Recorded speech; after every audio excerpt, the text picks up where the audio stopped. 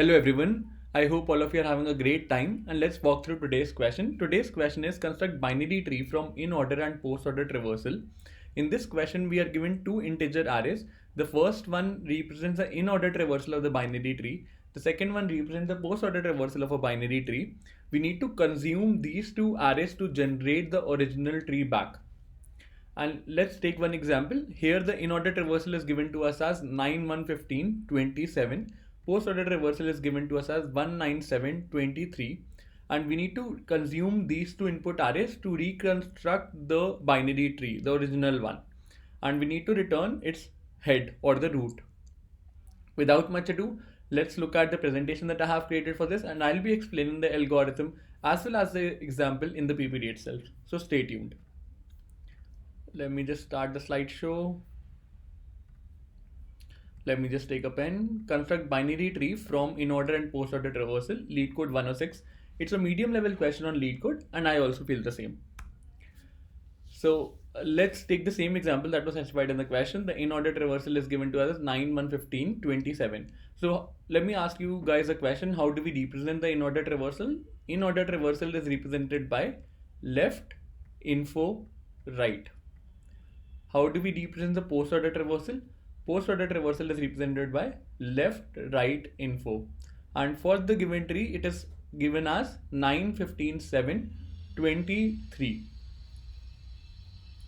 So now let's try and create the algorithm using these two traversals. Let's first analyze the post order traversal. So if you look at this traversal, what can you say for sure? You can say that the last terminal node will be the root of the binary tree, because post order traversal follows the pattern left, right, and info. So the root node of the binary tree will be iterated in the last. First we'll iterate through its left child, then we'll iterate through its right child, and then the root. This gives us the biggest hint that the iteration is to be done from the rightmost terminal to the leftmost terminal. So for allocating nodes, let's create a global pointer which is currently pointing at the 4th position and has a value 3. So let's go ahead and create the root of the binary tree as 3. Now what we are going to do, we'll check its position in the in-order traversal. The position in the in-order traversal is this one, and what we can infer from this analysis, we can infer that all the nodes that lie to the left of 3 are its left child, and all the nodes that lie to the right of 3 are part of its right child. And just remember one point that we'll be allocating nodes first to its right child and then to its left child. Just remember this point. I'll tell you why are we doing this in the later section. So let's proceed ahead, and as I told that we will be allocating nodes first in the right child and then we'll progress to the left child. So let me just create the stack, and we have to associate 3 right over to 15, 20 and 7, and it's left to 9. We know this, and let's proceed with breaking this part of the array. So let's see what node are we at in the post order traversal. We have already allocated 3, so we'll reduce the pointer, and the pointer now points to 20. So let's allocate more nodes to its right child. 20 gets created, and from 20 we will search for its position in the in-order traversal. In the in-order traversal, we can see that 15 will lie to the left of 20 and 7 will lie to the right of 20. So let's continue the process, and it will create two branches, one the left one, other one the right one, and its right one will have only 7 and its left one will have 15. So let's proceed, and next node in the post order traversal is 7. The global pointer points to 2. We'll go ahead and allocate 7 to its right child. So we will go and search for 7 in the in-order traversal. In the in-order traversal we get 7 at this particular position. There is nothing to the right of 7, so we will simply allocate null here. So null gets allocated, and similarly there is nothing to its left of 7 because this node has already been visited, so we will allocate null here as well. So this iteration is done, and we will reduce the pointer to 1, the global pointer to 1, and it points to 15. Let's continue the process, and now we are done with this part of the iteration. We will iterate through its left child. We'll allocate 15 to 20, and this pointer is gone. The boundaries are already visited with respect to 15. We don't need to do anything. 15 will have both its right and left child as null. The last pointer in the post order traversal is 9, so we'll simply go ahead. This iteration is complete. We'll simply go ahead and iterate for 9. At 9 we'll go and create a new node, and we'll associate it to 3. Its left child has no entry, so we'll assign null. Its right child is already visited, we'll assign null. So this is the tree that we have created using the post order and the in-order traversal. If you have some doubt, don't worry, it will be clear in the coding section, but I hope you got the gist of it. So let's try and understand it. Here I have created a global pointer, private position initialize to 0. In the build tree method, I allocated it to post order traversal -1, and then we call the construct tree method.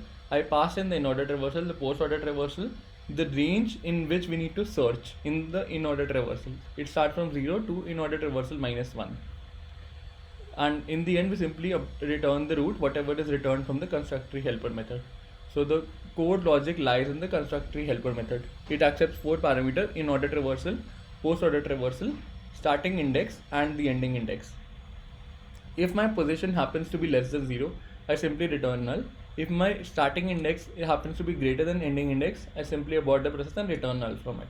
Otherwise, I go and create a new node with the value that is held at post order traversal.pos. I create a new node using it, and I reduce the position of my global pointer. Then I start searching in the in order array that is given to me, and I create a variable for this I, initialize to starting index, searching it till the range of ending index, and if my value happens to be equal to the in order traversal, I break it. Now I go and create the right tree first. I told you about we need to create the right tree first, and then we'll create the left tree. And this time I pass in the parameters in order, post order, I plus 1, end terminal remains the same, whatever was passed from the previous iteration. And the start terminal gets updated to I plus 1, because we need to look into the right of the current node where we have found out in the in order traversal. For the left child, we'll use construct tree in order, post order, starting index remains the same, and the ending terminal gets reduced by I minus 1. Once I have created these two nodes, left and right side, I assign it to the node that I created above and return that node up. So let's try this up. Accepted. And the time complexity of this approach would be order of n square, because every time we need to search in for that particular entry in the in order traversal. This can be reduced by creating a hash map. How? Let me just show that to you guys. I have created a hash map here additionally, and this hash map key would be equal to the value in the in order traversal, and the value would be the key itself. So a new hash map equals to new hash map, integer, and I iterated through the in order traversal. I put in the hash into the hash map in order traversal at the highest index versus I, and once I have done this, I'll be using it in the recursive call. So let's see how. Let me just write this up, map, and in the end I simply add map. When we want to search for this particular node in the tree, I'll simply use this get map.get. What value are we looking for? Val, and this would work as my I, and I need to update this here as well. Let's try and submit this up. Accepted. The time complexity reduced from 3 milliseconds to 1 millisecond, which is quite good. This brings me to the end of today's session. I hope you enjoyed it. If you did, please don't forget to like, share and subscribe to the channel. Thanks for viewing it. Have a great day and stay tuned for more updates from Coding Decoded. I'll see you tomorrow with another fresh question, but till then, goodbye. The time complexity has been reduced of from order of n square to order of n using this hash map technique. Till then, goodbye. Have a